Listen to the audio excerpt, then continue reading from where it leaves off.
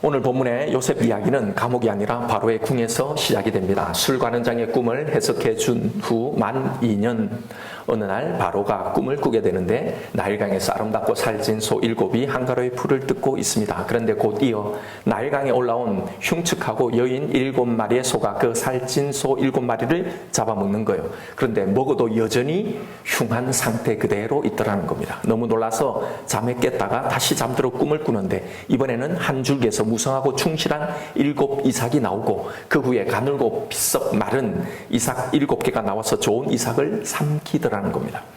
너무나 끔찍하기도 하고 또 생생해서 이건 뭔가 신의 계시가 있을 거라 생각해서 애굽에 있는 모든 점술가와 지혜와 명철이 있다는 모든 사람들 총동원해서 이 꿈을 해석하겠는데 아무도 속 시원히 이 꿈의 의미를 해석해 주는 자가 없었습니다. 이때 술관원장이 까맣게 잊고 있었던 2년 전의 일을 기억하면서 바로에게 요셉을 청구하게 된 거죠. 요셉이 그 꿈을 해석해 주는데 이 꿈은 2개가 아니라 하나이고 앞으로 7년간의 풍년 후에 그 풍년을 기억하지 못할 정도의 7년간의 흉년이 될 거라는 겁니다. 요셉은 꿈의 해석뿐만 아니라 이 해석에 대한 대책도 이야기해 주죠. 앞으로 있을 이 7년간의 풍년을 그냥 보내지 말고 그 뒤에 있을 7년의 흉년을 대비해서 각 성에 곡식 창고를 지어서 7년의 이 풍년 기간 동안 소출의 5분의 1을 다 저장해 비축하라는 거죠. 요셉의 해몽과 그 해법을 들은 바로는 그의 지혜와 명철에 단복을 하게 되고 요셉을 그 자리에서 애굽의 총리로 임명하게 된다는 것이 오늘 본문의 내용입니다. 바로의 이 장황한 꿈 이야기는 사실 14절 앞에도 바로가 꿈꾼 이야기가 나오는데요. 이 꿈 이야기, 장황한 꿈 이야기는 우리에게 어떤 메시지를 전달하고 있을까 하는 겁니다. 오늘 이 이야기는 단순히 요셉이 이렇게 바로의 꿈을 풀이해줘서 총리가 되었다라는 이 과정을 보여주는 이야기만이 아닙니다. 오늘 본문은 하나님의 지혜에 관한 이야기입니다. 위기를 축복으로 바꾸시는 하나님의 지혜의 이야기입니다. 우리는 위기를 싫어하고 피하고 싶어합니다. 그러나 우리는 늘 위기를 만나고 문제를 만나게 되죠. 그런데 우리의 인생에서 이 위기가 어떤 역할을 하고 있는지를 곰곰이 생각해 보아야 합니다. 무조건 나쁜 것만은 아니라는 거죠. 요셉의 이야기를 한번 보십시오. 만약 요셉이 이런 위기가 없이 그냥 아버지의 집에 머물러 있었다면 그는 자신의 가족은 고사고요. 자신조차도 지키기가 힘들었을 겁니다. 이 세계적인 흉년 속에 요셉이라고 자신과 자신의 가족들과 자기 민족을 살려낼 방법이 없을 거란 말이죠. 그러나 하나님은 요셉에게 그럴 수 있는 힘과 역량을 가지게 하십니다. 어떻게 해요? 바로 이 위기와 고난을 통해서 말입니다. 그 자신이 만난 이 여러 가지 이 상황을 통해서요. 그래서 우리는 우리에게 있는 이 위기들을 다시 봐야 하는 겁니다. 형들의 시기로 애굽의 노예로 팔려간 것은 분명 그의 인생의 위기였죠. 노예 생활도 억울한데 거기서 파렴치한 성범죄로 몰리게 된 것도 더 큰 위기였습니다. 그러나 하나님은 바로 이 위기를 요셉이 애굽의 총리가 되는 그 기회로 바꾸신 겁니다. 그리고 그 위기를 통해 자신과 자신의 온 가족과 자신의 민족을 보호하고 지키는 이 힘과 역량을 그에게 주셨던 거예요. 오늘 본문의 바로의 이 꿈 이야기도 마찬가지입니다. 이 꿈이 하나님의 지혜에 관한 이야기라고 그랬잖아요. 과연 이 이야기가 어떻게 하나님의 지혜에 관한 이야기인지를 설명을 드리겠습니다. 바로의 꿈의 초점은요, 7년의 이 풍년이 아니라 그 뒤에 있게 되는 7년의 흉년이었습니다. 이 흉년으로 애굽은 망하게 될 처지가 된 겁니다. 바로의 꿈에 게시된 이 7년의 흉년은 분명 애굽에게 있어서는 위기였죠. 그러나 애굽에게는 이 위기가 오히려 전화위복이 됩니다. 이 이야기를 잘 보십시오. 이 7년의 흉년을 통해 그 나라가 망했습니까? 아니죠. 분명히 망한다는 위기 경고를 받았음에도 오히려 이 7년 흉년을 통해 나라가 망한 게 아니라 오히려 이 일을 통해 전 세계는 다 양식이 없어서 굶어 죽었지만 오히려 이 일을 통해 애굽은 당대 세계 가장 부유한 나라가 되었던 거예요. 나는 지금 있는 이 위기를, 이 문제들을 어떻게 대응해야 할까? 하나님이 주시는 이 말씀이 무엇일까? 바로 이런 관점에서 오늘 말씀을 함께 살펴보고자 합니다. 중요한 건요, 우리들이 만나는 모든 위기들이 다 무조건 다 기회가 되고 축복이 되는 것은 아니라는 사실이에요. 거기에 하나 중요한 요소가 반드시 있어야 하는 겁니다. 바로 그 위기가 하나님의 지혜를 만날 때입니다. 위기가 하나님의 지혜를 만나게 되면 그 위기는 반드시 축복의 기회가 되는 겁니다. 바로가 제 아무리 미래에 있을 일에 대한 꿈을 꾸었다 하더라도 여러분 하나님의 지혜를 요셉을 만나지 못했다면 그는 애굽의 술사들이나 점쟁이들만 찾아다니다가 그 나라는 망했을 겁니다. 오늘 우리의 인생 가운데도 이런 일들이 일어납니다. 인생의 여러 위기 속에 많은 사람들은 세상의 지혜를 찾다가 이 축복의 기회를 다 잃어버리고 망하는 겁니다. 여러분, 이 세상의 지혜는요, 우리가 만나는 이 위기를 해석해 낼 수가 없습니다. 그리고 그 위기를 결코 축복으로 바꿔놓을 능력이 없는 겁니다. 하나님의 지혜만이 우리의 문제를 해석하고 그 문제를 축복으로 바꿔놓을 수 있는 유일한 방법이라는 겁니다. 바로의 꿈 이야기는 바로 이 이야기를 우리에게 들려주려고 하는 거예요. 여러분, 해석은 누구나 다 합니다. 방법도 누구나 다 제시하죠.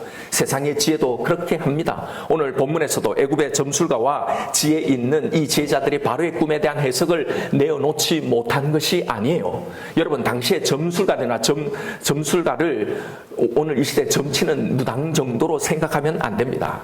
이들은 당시에 가장 지혜로운 학자들이었어요. 그들이 이 일을 한 겁니다. 천체 변화들이나 기상이나 기후의 변화를 연구해서 어떤 일을 감지해내거나 그 해법을 제시하는 당대의 석학들이 바로 옆에서 이 일을 했던 거예요.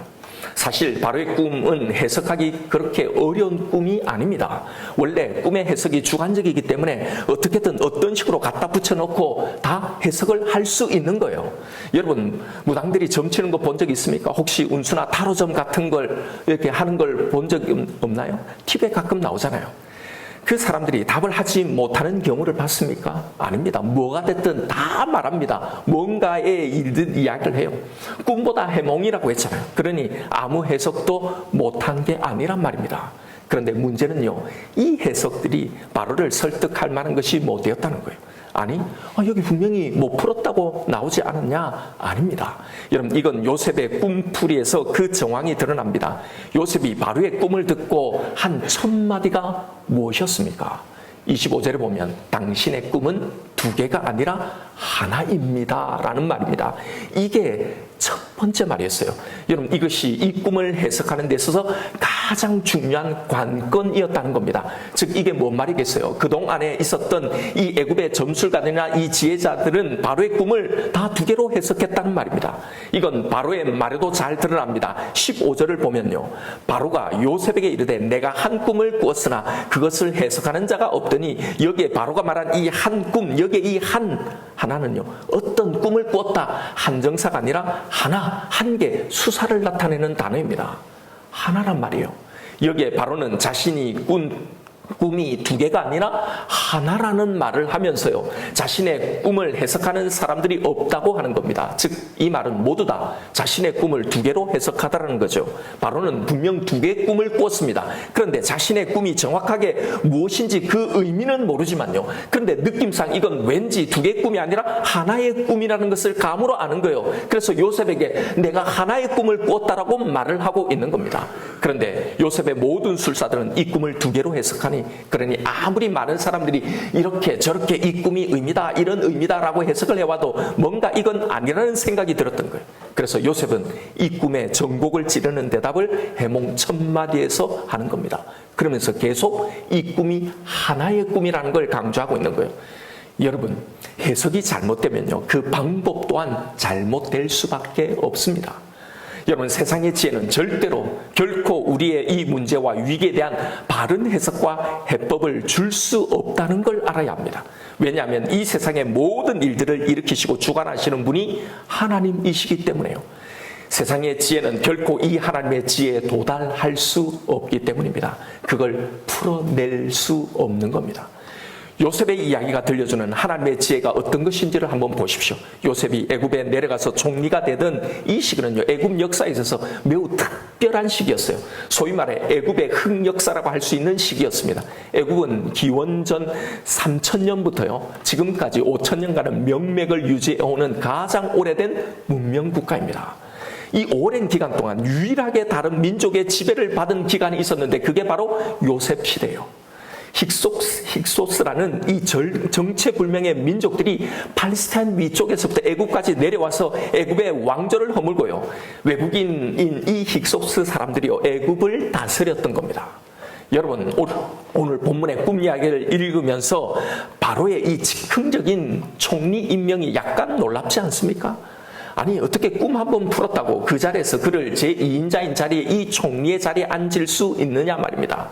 물론 꿈을 해석해서 너무나 명석하고 똑똑하게 보였기 때문에 그럴 수 있었죠. 그러나 아니, 어떻게 노예로 있다가 제수가 된, 그것도 외국인인 요셉을 최고의 통치권자 자리에 앉을 수 있는가 하는 겁니다. 예, 이건 매우 우리에게는 드라마틱하긴 하지만 사실 보면 현실성이 없어 보이는 장면이에요. 그냥 참모로 두어도 되죠. 총리까지는 아니더라도 현재 총리로 있는 사람을 보좌하는 위치 정도는 이해할 수 있습니다. 그런데 그를 바로 그 자리에서 총리로 세우는 거예요. 여러분, 어떻게 이런 일이 가능한가?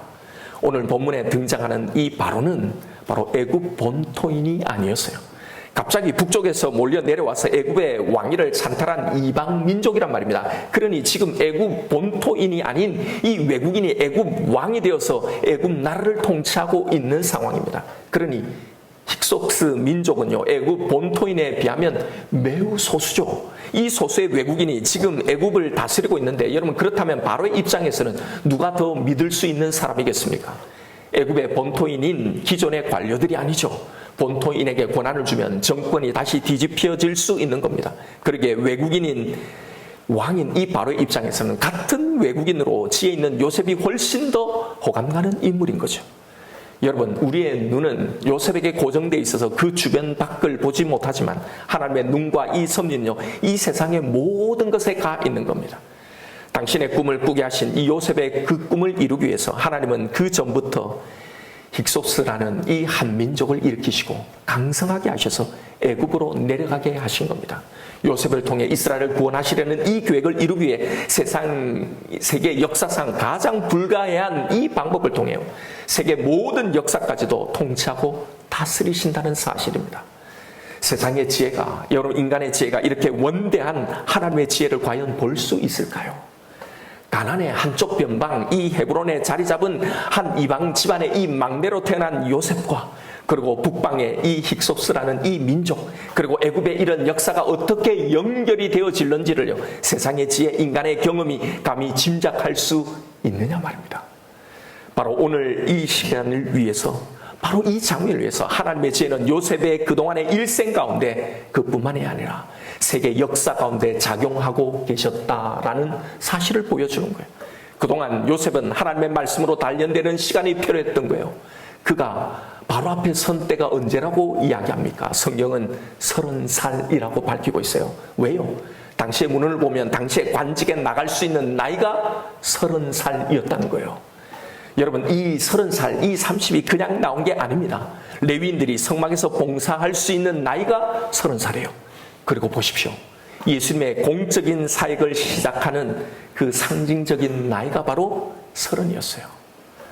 요셉이 예수 그리스도를 예표한다고 하지 않았습니까? 바로 이 모든 것들을 하나님은 기가 막히게 조율하고 계셨단 말입니다. 그래서 노예로 팔려가고 억울한 누명으로 감옥에 가게 만들고 거기에 술과 는장을 만나게 하지만 다시 2년을 더 기다리게 하시고요. 그가 30살이 되었을 때 이 불가해한 한민족 힉소스를 일으켜 애굽을 잠시 지배하게 하신 거란 말입니다. 여러분, 그래서요, 만물을 자신의 뜻대로 다스리고 통치하시는 분이 하나님이시기에 그분에게 모든 것에 답이 있는 겁니다. 왜요? 하나님이 이 모든 것을 섭리하고 계시기 때문에요. 우리에게도 마찬가지입니다. 얽히고 설킨 복잡한 실타래 같은 우리의 인생의 이런 모든 문제들을 풀어갈 실마리를 누가 지고 계십니까? 하나님이 지고 계시단 말입니다. 여러분, 지금 내가 만난 이 일이, 내가 겪는 이 일이, 내가 받게 된 이 결과가 선이 될지 어떤 결과를 낳을지 그 결국을 아시는 분은 하나님이십니다. 지금 내가 처한 이 상황이 앞으로 어떤 일들과 만나서 어떻게 연결이 될지, 지금 내가 내린 이 결정이, 지금 내가 만난 이 사람이 어떤 것을 예비함인지, 어떻게 연결이 될지 이 세상의 지혜는 절대 보지 못하는 겁니다. 아무리 세상의 지혜를 들으려고 해도 전혀 모르는 거예요. 여러분, 그래서 우리는 하나님의 지혜를 만나야 하는 겁니다. 그래야 풀리는 길, 그 예비하신 복된 결과를 우리는 만나게 됩니다. 왜요? 하나님이 이 모든 것을 이끌어 우리의 인생을 인도하고 계시기 때문에요. 여러분, 하나님은 우리의 인생을 복되게 설계하셨어요. 이걸 믿어야 합니다. 그래서 우리는 그 복된 결과와 반드시 만나야 하는 거예요. 이 세상의 복을 말하는 게 아닙니다. 이것보다 더 큰, 비교할 수 없는, 더 가치 있는 그 복을 말하는 거예요. 세상이 줄 수 없는 하나님의 그 샬롬이요, 그 평강을 말하는 겁니다. 그러하기 위해서 우리가 해야 할 일은 하나님의 이 지혜를 만나고 의지해야 하는 겁니다. 하나님의 지혜로 내 문제를 해석하고 하나님의 지혜에서 나오는 그 해법을 우리는 따라가야 하는 겁니다. 16절 후반절에 요셉의 말을 보십시오. 하나님께서 바로에게 평안한 대답을 하시리다. 여기서 평안이라는 이 단어가 바로 샬롬이라는 단어예요. 하나님의 대답이 당신을 샬롬하게 만들 거라는 겁니다. 여러분, 하나님의 지혜는요, 언제나 우리에게 샬롬을 줍니다. 우리에게 이 샬롬, 이 평안이 없는 것은요, 하나님의 대답, 하나님의 지혜를 만나지 않기 때문입니다. 내가 가진 대답, 내가 내린 결정이 하나님의 지혜가 아니기 때문이에요. 내 마음속에 평안이 없다면 여러분, 바로 이 사실을 우리가 깨달아야 합니다.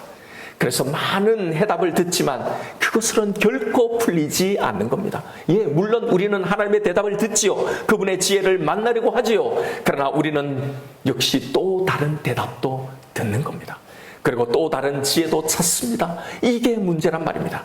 문제를 해결하고 싶어하는 우리에게 세상도 늘 대답을 줍니다. 아니, 어쩌면 이미 우리는 그 답을 사실 가지고 있는 거예요.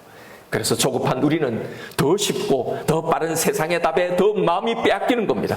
기도하면서도 하나님의 답을 구하면서도 때로는 하나님의 답이 탐탁치 않기에 기도하면서도 내 생각에서 나오는 그 답을 정해버리는 겁니다.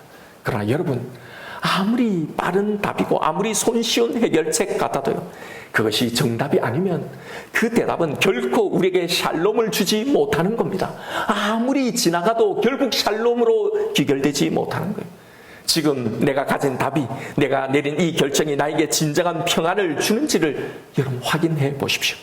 여러분, 바로의 이 꿈 이야기가 무엇을 말하고 있는 이야기인지를 다시 잘 생각해 보십시오. 이 이야기는 단순히 요셉을 국무총리로 만들어 놓은 그런 도구로서만 여기에 기록해 놓은 게 아닙니다.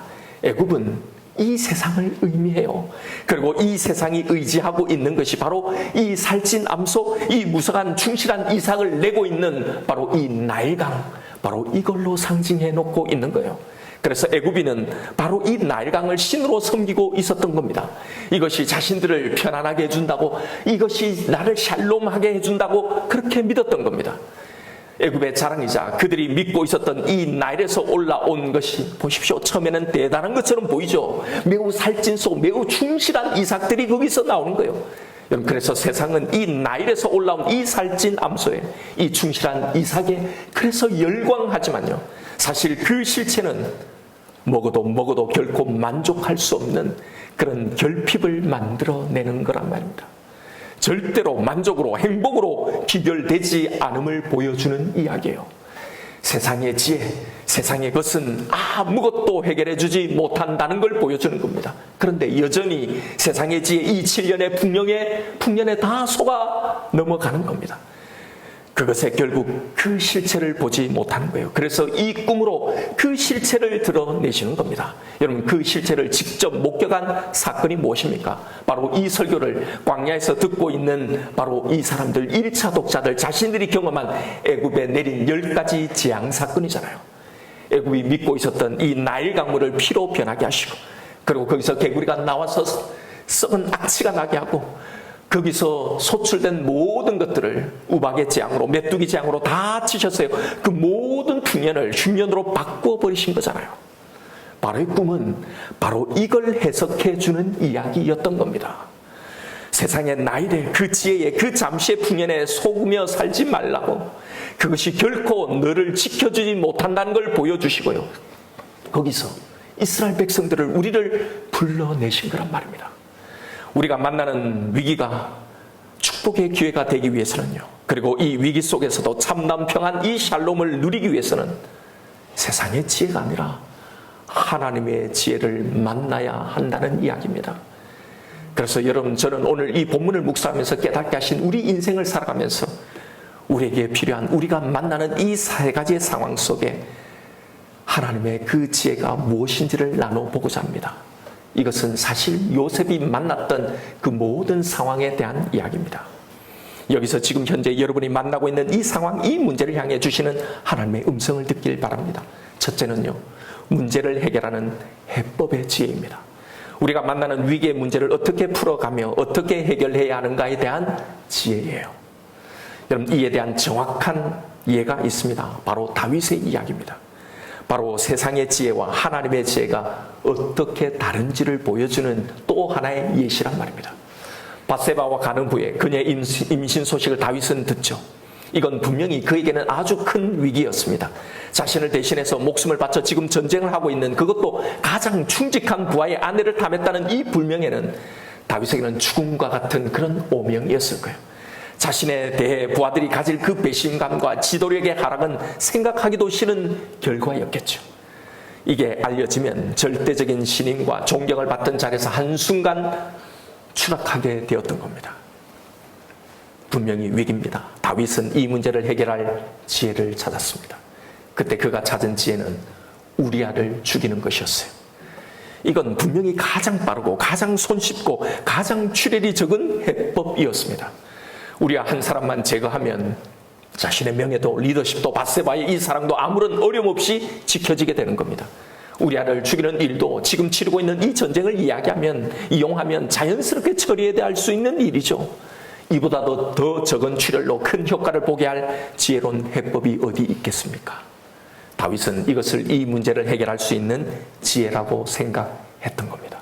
그러나 여러분, 이 해법은 결코 다윗에게 샬롬을 주지 못합니다. 그 결과가 무엇이었습니까? 밧세바의 이 불륜은 온 천하에 다 알려지게 되고 그로 인해 반역의 빌미를 만들게 됩니다. 그리고 그 불륜으로 임신했던 아이는 결국 잃게 되죠. 잃지 않으려고 지키려고 택했던 그 지혜로요, 결국 더 많은 것을, 아니 모든 것을 다 잃게 되었다는 이야기입니다. 여러분, 이것이 세상 지혜의 결말입니다. 결국은 모든 걸 다 삼켜버리는 겁니다. 다윗이 그 위기의 순간 하나님의 지혜를 택했다면 어땠을까요? 적어도 살인자는 되지 않았을 겁니다. 그럼 하나님의 지혜는 어떤 것이었습니까? 정면 돌파였어요. 자신의 죄를 그대로 자복하는 것입니다. 그리고 그 결과를, 어떤 처분이 내려지든 그 결과를 다 하나님께 위임하는 것이었어요. 왜 다윗은 이 하나님의 지혜를 선택하지 못했을까요? 모든 것을 다 잃게 될 것이라는 이 두려움 때문입니다. 사람들은 하나님이 주신 이 대답은, 하나님의 이 지혜는요, 우리의 모든 것을 다 포기하게 만든다고 생각합니다. 그래서 우리는 그 하나님의 지혜, 그 대답을 부담스러워하고 결국은 다 포기하지 않아도 지킬 수 있다는 이 세상의 거짓 지혜를 택하게 되는 겁니다. 다 사실 이 길을 가는 거예요. 당장 출혈이 적으니까요. 그대로만 된다면 거의 잃지 않고 거의 잃어버리지 않고 다 지켜낼 수 있다고 생각하는 겁니다. 그러나 보십시오. 결국은 세상의 지혜는 더 많은 것을, 아니 다 잃게 만드는 겁니다. 여러분, 혹시 지금 해결하고 풀어야 할 그 문제가 있습니까? 다윗이 주는 이 교훈을 꼭 기억하십시오. 세상의 지혜가, 세상이 주는 이 대답이 결코 평안의 결과를 안겨줄 것 같지만요, 결코 아닙니다. 하나님의 대답에만, 하나님의 방법에만 샬롬이 있습니다. 하나님이 하시는 대로 하라고 해야 해결이 되는 겁니다. 다 잃는 것처럼 보여도 아니에요. 이게 가장 선하고 지혜로운 해법임을 믿으시길 바랍니다. 첫 번째 지혜가 해법의 지혜라면 두 번째 지혜는 선택의 지혜입니다. 우리는 위기 상황을 만나고 또 어떤 때는 선택의 상황을 만나기 때문입니다. 하나님의 지혜가 절실히 필요한 순간이 바로 선택의 순간이죠. 여러분, 선택의 기준은요, 내가 무엇을 더 선호하는가가 아니라, 내게 무엇이 더 유리한가가 아니라 하나님이 무엇을 원하시는가가 선택의 기준이어야 합니다. 그래서 뭔가를 선택할 때 반드시 하나님의 음성을 듣고 가는 것이 중요합니다. 그렇지 않으면 이런 선택한 이후에 참 평안이 없습니다. 왜요? 그 선택이 나에게 샬롬을 주지 못하기 때문이에요. 조금 힘들면, 조금 어려움이 오면 그 선택에 대한 확신이 없기 때문에 믿음으로 인내하지 못하는 겁니다. 그리고는 늘 흔들리는 거예요. 아, 내가 그때 잘못 들었나? 내가 혹시 잘못 선택을 했나? 어려움이 올 때마다 믿음으로 이겨나가지 못하고 늘 이렇게 방황하는 겁니다. 제가 개척을 놓고 기도하는 중에도 하나님의 음성에 대한 확인 절차를 여러 번 걸쳤습니다. 하나님께서 분명히 이것을 원하신다는 분명한 확신 가운데 개척을 시작했어요. 중간중간에 힘든 일이 있었지만요, 그것에 염려하지 않을 수 있었던 그 이유는 내가 들은 분명하고 확실한 이 하나님의 음성 때문입니다.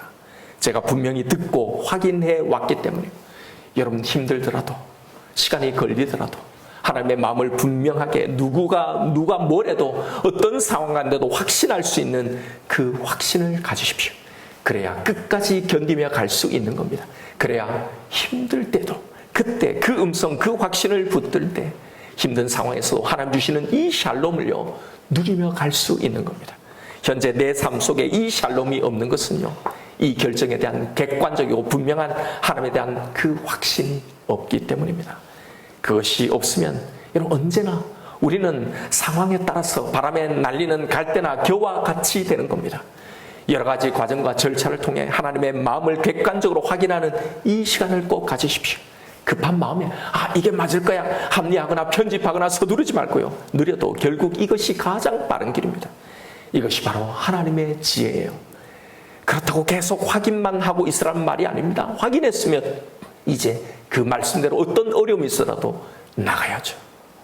세 번째 지혜는 현재 나의 상황과 내 삶을 해석하는 그 해석의 지혜입니다.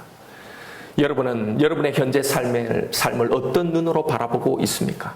현재 나의 삶 속에 있는 문제들, 그 불편함, 그 고난들을 어떻게 해석하고 있습니까? 이것에 대해서 분명한 지침을 주는 사람이 있는데 바로 사도 바울입니다. 우리는 바울이 자신의 삶을 해석하는 그 방식에서요, 우리의 삶을 해석하는 하나님의 이 지혜를 배울 수가 있습니다. 빌립보서는 바울의 대표적인 옥중서신인데요, 이 편지는 바울 자신이 감옥에 갇힌 것을 염려하고 걱정하는 빌립보 교인에게 보낸 편지예요. 사실 바울은 로마를 가기를 바랬어요.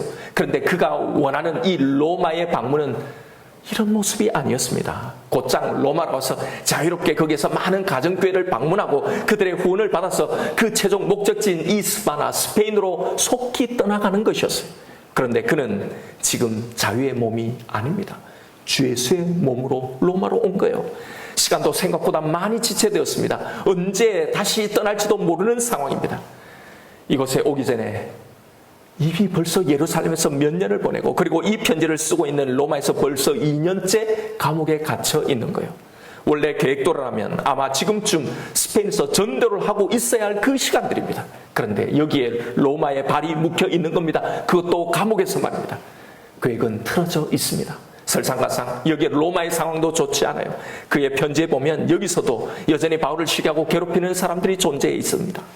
빌립보 교인들은 바울의 이 수감 소식을 듣고 염려했던 거예요. 그런데 바울은 빌립보 교인들에게 나는 오히려 이 상황을 감사한다고 이 편지를 보내는 거예요. 이것이 빌립보의 주 내용입니다. 빌립보서예요.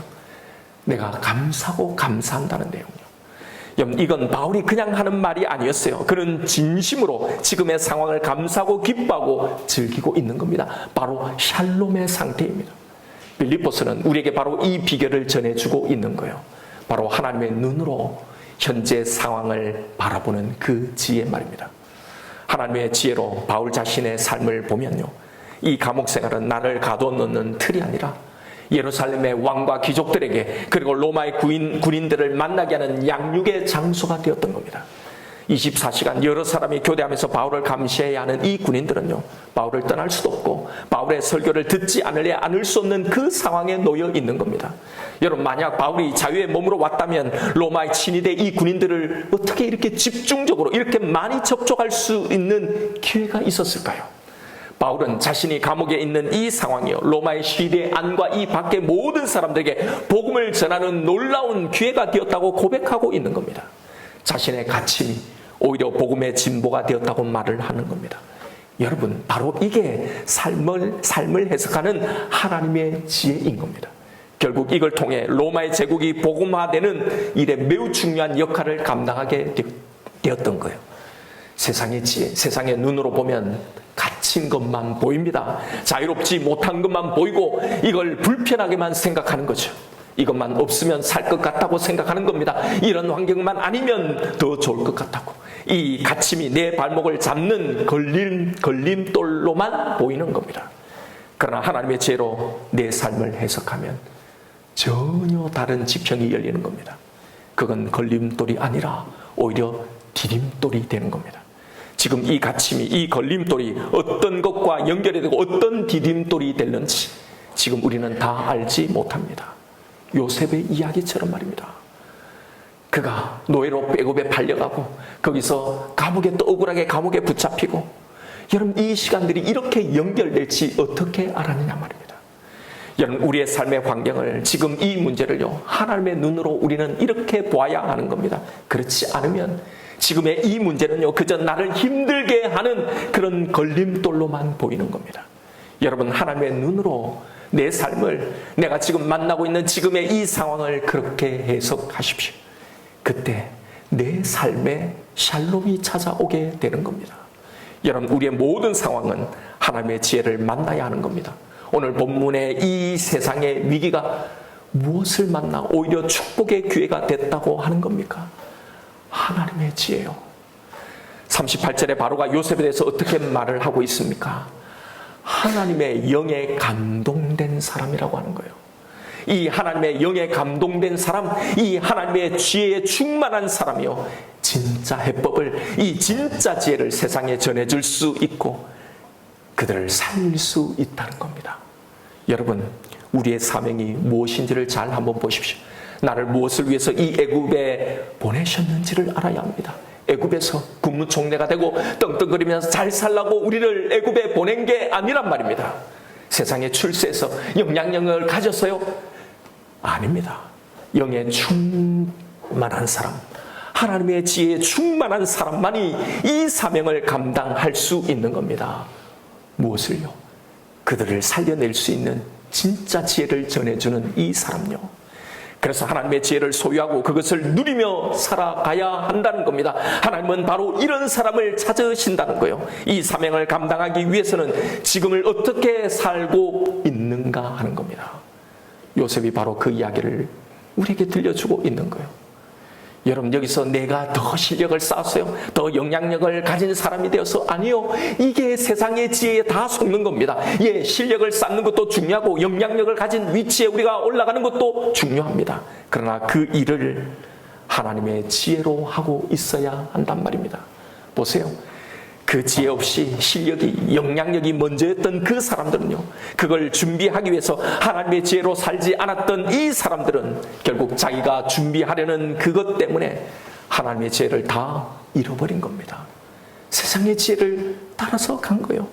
그 자리에 가서는 결국은 하나님의 지혜가 아니라 세상의 지혜로 그렇게 또 살아가고 있는 겁니다. 왜요? 위기를 한 번도 하나님의 지혜로 통과해 본 경험이 없기 때문에. 그러니 위기를 만나면 또다시 하나님의 지혜가 아닌 세상의 지혜를 붙드는 겁니다. 하나님의 해석만을 붙들고 살아본 적이 없기 때문에요. 그러니 여러분 모든 순간마다 사실은 세상의 지혜를 딛고 그것으로 살아가는 겁니다. 지금 일단 이것만 좀 준비하고요, 이것만 좀 해결하고요, 그러면 그게 준비된다고 해도 결국은요, 지금과 똑같은 그 선택을 계속 반복할 뿐이라는 거예요. 하나님의 지혜가 없으니 말입니다. 그러니 아무리 준비하고 아무리 그 지혜를 바탕으로 헉헉거리며 열심히 살아도요, 아무리 먹어도 결코 만족할 수 없는 그 상황이 되는 거예요. 샬롬이 없단 말입니다. 이게 바로의 꿈이 보여주는 이야기입니다. 여러분 지금을 하나님의 지혜로 선택하고 그것을 하나님의 지혜로 결정하고 살아가십시오. 그래야 그 자리에 가서도, 우리가 어떤 자리에 있어도 그렇게 살 수 있는 겁니다. 방법은 이것밖에 없습니다. 나중에 잘 할 거라고요? 천만에요. 지금을 그 지혜로 살아가야 한다는 겁니다. 요셉의 이야기는 바로 이걸 보여주는 거예요. 요셉은 바로 말씀드린 이 세 가지 상황에서 하나님의 지혜를 붙들고 그 지혜로 여기까지 살아왔던 겁니다. 그런 특별하게 다른 어떤 것들을 준비하지 않았어요.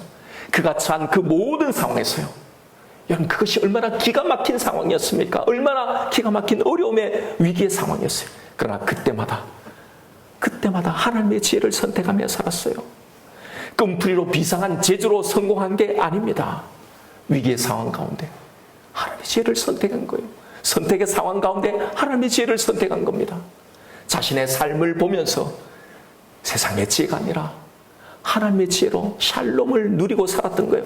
그래서 바로가 부른 그 자리에서도 바로에게 하나님이 당신에게 샬롬의 대답을 주실 거라고 자신의 경험으로 그 지혜를 말해준 거예요. 바로 그 사람이 이 요셉을 들어서 하나님은 다른 사람들을 살려내시는 겁니다. 애굽에 왜 요셉을 애굽에 왜 부르셨습니까? 거기서 잘 먹고 잘 사는 게 아니죠. 바로 이 일을요.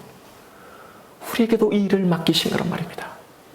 위기 상황에서, 선택의 상황에서 자신의 삶을 해석하면서 세상의 지혜가 아니라 하나님의 지혜로 살아왔던 겁니다.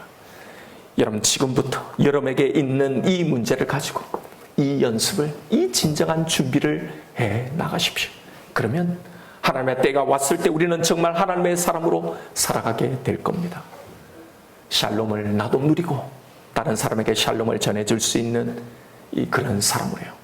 여러분, 이게 우리가 해야 할 진짜 준비입니다. 여러분이 이 땅에 썩어지고 심판받을 그 성공이 아니라 영원한 성공을 진짜 원한다면 말입니다. 그러니 지금 이 일을 하나님의 지혜로 하십시오. 이제 말씀을 정리하겠습니다. 사랑하는 성도 여러분, 하나님은 우리의 아버지세요. 아버지가 자녀인 우리에게 펼쳐놓은 길은 분명 축복의 길입니다. 요셉의 노예 생활도 그 감옥 생활도 그의 2년간의 애달픈 이 기다림도 모두 축복의 길이었습니다. 그런데 그 모든 시간들은 하나님의 지혜로 살아야 그렇게 되는 겁니다. 하나님은 그 기간 동안 가만히 계신 것이 아니었습니다. 하나님은 요셉을 위해 세계를 움직이셨어요. 힉소스라는 민족을 일으키시는 것도 애굽의 역사를 바꾸시고 세계적인 흉년을 일으키신 겁니다. 그러나 그 모든 위기는 결국 기회가 되고 그 기회는 또 결국 축복으로 바뀌게 되는 겁니다. 무엇 때문에요? 하나님의 지혜를 믿고 하나님의 지혜를 붙들고 그렇게 모든 걸 해결하고 모든 걸 선택하고 내 삶을 해석해 온 바로 이 요셉을 사용하셨어요. 그러니 여러분, 이 하나님의 지혜를 믿으십시오. 나를 이 땅에 보내신 이유가 있습니다. 바로 이 사명을 감당해야 합니다. 그러기 위해서는 내가 그렇게 살아야 하는 거예요. 우리에게 삶의 크고 작은 위기들이 있습니다. 세상의 지혜는 그 위기를 결코 기회로 축복으로 바꿀 수 없습니다. 우리를 두렵게만 할 뿐입니다. 그러나 기억하십시오. 하나님은 항상 먼저 답을 가지시고 우리의 인생을 이끌어 가신다는 사실입니다. 그래서 그분에게만 답이 있는 겁니다. 하나님의 대답만이 우리를 진정으로 샬롬케 만드는 겁니다. 여러분, 어떤 문제 가운데 있나요? 위기 가운데 있습니까? 하나님의 지혜를 구하십시오. 하나님, 어떻게 해야 합니까? 가르쳐 주십시오. 기도하십시오. 어떻게 문제를 해결해야, 어떤 문제를 해결해야 하는 일이든 선택의 문제이든 내 삶을 해석하는 문제이건 여러분, 하나님 앞에 엎드리십시오. 다른 지혜를 구하지 말고 하나님 말씀해 주실 때까지 하나님의 대답을 구하십시다. 무엇이라고 말씀하시든지 그 말씀이, 그 대답이 가장 지혜로운 답이라는 걸 믿고 그 말씀대로 해결하고 그 말씀대로 선택하고 그 말씀대로 내 삶을 해석하시는 저와 여러분 우리가 되기를 주님의 이름으로 축원드립니다. 이 시간 오늘 주신 말씀 붙들고 우리 다 같이 기도하십시다. 여러분, 하나님께 시선을 고정하는 것 외에는, 하나님의 지혜를 의지하는 것 외에는 방법이 없습니다. 그분께 묻고 기도하는 것 외에는 샬롬을 누릴 방법이 없습니다. 내 인생의 모든 위기를 기회로 축복으로 바꿀 수 있는 방법은요, 하나님의 지혜는 밖에 없습니다. 왜요? 하나님의 그 지혜가 나를 지금 이렇게 인도하고 계시기 때문입니다. 여러분, 해결해야 될 문제가 있습니까? 피하지 말고 정면 돌파하세요. 하나님의 방법, 하나님의 지혜로 해결해야 합니다. 선택 중에 고민이 있습니까? 하나님의 뜻을 쫓아가십시오. 하나님의 지혜를 따르십시오. 내 생각을 내려놓고 세상의 지혜를 포기하고 하나님의 마음을 분명히 확인하십시오. 확인이 서지 않으면 기다리세요. 분명한 음성을 듣고 가야 합니다. 그것이 가장 빠른 길이고 가장 지혜로운 선택입니다. 내 삶의 여러 가지 걸림돌 때문에 우울합니까? 무기력합니까? 왜 이런 걸림돌이 내 인생을 가로막고 있는지 여러분, 하나님의 눈으로 해석해 보신 적이 있나요? 정말 이론적으로 말고요, 정말 믿음으로 말입니다. 하나님의 눈으로 내 삶을 다시 바라보면 분명히 디딤돌이 보입니다. 그 속에 하나님의 지혜가 보입니다. 그 문제가, 이 환경이, 이 사람이 하나님이 나를 위해 놓으신 그 디딤돌로 보여질 때요, 우리의 힘겨운 상황에 그 관계에 샬롬이 임하게 되는 겁니다. 여러분, 모든 답은 하나님께 있어요. 그 답만이 우리에게 샬롬을 줄 수 있습니다. 그래서 우리는 기도해야 합니다. 기도 외에는 하나님의 지혜를, 하나님의 대답을 들을 수 있는 방법이 없어요. 내가 기도하는 것보다 하나님은 항상 더 귀한 것으로, 더 놀라운 것으로, 더 위대한 것으로 우리에게 응답해 주시는 이 하나님을 신뢰하십시오. 오늘 이 시간 하나님과의 만남을 통해 나를 향해 들려주시는 이 하나님의 대답을 들으십시다. 이 시간 우리의 모든 문제를 들고 하나님 앞에 나아가십시다. 하나님, 당신의 지혜를 부어 주옵소서. 이 시간 나에게 주신 말씀이 있을 겁니다. 우리 주님 이름 한번 부르며 하나님 앞에 기도하며 나아가십시다.